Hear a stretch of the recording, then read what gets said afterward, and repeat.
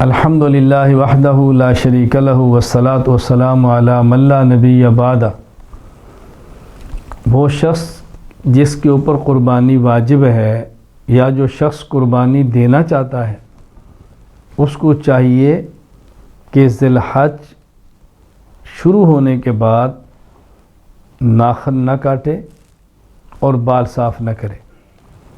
صحیح مسلم میں روایت موجود ہے، حضرت ام سلمہ رضی اللہ تعالی فرماتی ہیں ان النبی صلی اللہ علیہ وسلم قال اذا رأیتم ہلال ذی الحج، جب تم میں سے کوئی شخص ذو الحج کا چاند دیکھ لے، واراد احدکم ان یضحی، اور کوئی شخص قربانی کرنا چاہے، فلیمسک عن شعرہ اظفارہ، تو اس کو چاہیے کہ اپنے بال بھی نہ تراشے، بال بھی نہ کاٹے اور اپنے ناخن بھی نہ کاٹے، اس کا خیال کرے۔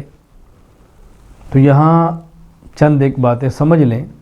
نمبر 1، ذو الحج شروع ہونے کے بعد بال اور ناخن کا نہ کاٹنا یہ اس شخص کے لیے ہے جس نے قربانی کرنی ہو، عام بندے کے لیے نہیں ہے۔ نمبر 2، بال اور ناخن نہ کاٹنا یہ مستحب ہے، واجب اور فرض نہیں ہے۔ اگر کوئی شخص کاٹ لے گا تو گناہ نہیں ہوگا۔ نمبر 3، اگر کسی شخص نے زیر ناف بال صاف کیے ہوئے یا ناخن کتروائے ہوئے 40 دن گزر گئے اور ذی الحج شروع ہو گیا تو اس کو بال بھی کاٹنے چاہیے اور مراد زیر ناف بال یہ بھی کاٹنے چاہیے، بغل کے بال اکھاڑنے چاہیے اس کو، اور اسی طرح اس کو ناخن بھی کاٹنے چاہیے۔ لیکن اگر کوئی ایسا شخص ہے جس کے 40 دن نہیں گزرے، کم وقت ہے، تو یہ مسئلہ اس کے لیے ہے۔ اس کو یہ بات اچھی طرح ذہن نشین فرما لیں۔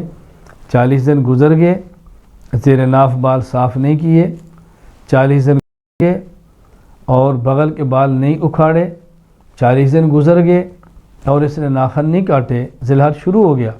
اب اگر یہ بال زیر ناف یا ناخن والے یا بغل والے صاف نہیں کرتا یا ناخن نہیں کاٹتا تو گناہ ہوگا۔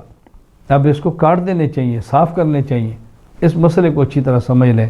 اللہ تعالی ہمیں شریعت کے مطابق زندگی گزارنے کی توفیق عطا فرمائے۔ وآخر دعوانا ان الحمد للہ رب العالمین۔